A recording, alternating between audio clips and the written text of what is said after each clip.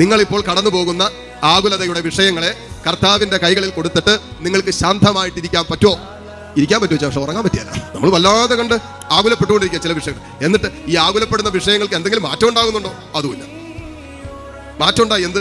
നമുക്ക് മാറ്റം ഉണ്ടായി. ഇപ്പൊ ഭക്ഷണം കഴിക്കാൻ പറ്റണില്ല, ഇപ്പൊ ഉറങ്ങാൻ പറ്റുന്നില്ല, ഇപ്പൊ പ്രാർത്ഥിക്കാൻ പറ്റുന്നില്ല. പുറപ്പാട് 14:14 കർത്താവ് നിങ്ങൾക്ക് വേണ്ടി യുദ്ധം ചെയ്തു കൊള്ളും, നിങ്ങൾ ശാന്തരായിട്ടിരിക്കണം. നിങ്ങൾ യുദ്ധം ചെയ്ത കർത്താവ് എന്ത് ചെയ്യും? കർത്താവ് ശാന്തരായിട്ടിരിക്കുക. എന്നാൽ പിന്നെ അവർ യുദ്ധം ചെയ്തോട്ടെ. നമ്മൾ ഈ കടന്ന് യുദ്ധം ചെയ്ത് പടാപ്പാട് വിട്ട് സകല കൺട്രോളും പോകും നമ്മളെ. കാരണം ഈ കൺട്രോൾ നമ്മുടെ കയ്യിൽ എപ്പോഴും ഇരിക്കുന്നത്. ഒരു വിഷയത്തിന്റെ മേലുള്ള ആകുലത എന്ന് പറയുന്നത് ആ വിഷയത്തിന്റെ കൺട്രോൾ ഇപ്പോഴും എൻ്റെ കയ്യിൽ തന്നെയാണ്. ആ കൺട്രോൾ കർത്താവിനെ അർപ്പിക്കുന്നതാണ്, കർത്താവിന് കൊടുക്കുന്നതാണ് ദൈവാശ്രയത്വം, ദൈവവിശ്വാസം എന്ന് പറയുന്നത്. വാഹനത്തിന്റെ സ്റ്റിയറിംഗ് നമ്മൾ പിടിച്ചേക്കുക, എന്നിട്ട് കർത്താവ് നീ എന്റെ വണ്ടി ഓടിച്ചേക്കാം, തിരിക്കുന്നൊക്കെ നമ്മൾ തന്നെ. എന്നിട്ട് കർത്താവ് എന്നെ നമ്മുടെ ഇഷ്ടത്തിലാണ് വണ്ടിയൊക്കെ പോയിക്കൊണ്ടിരിക്കുന്നത്. നിങ്ങൾ ശാന്തരായിരിക്കെ കർത്താവ് നിങ്ങൾക്ക് വേണ്ടി യുദ്ധം ചെയ്യും.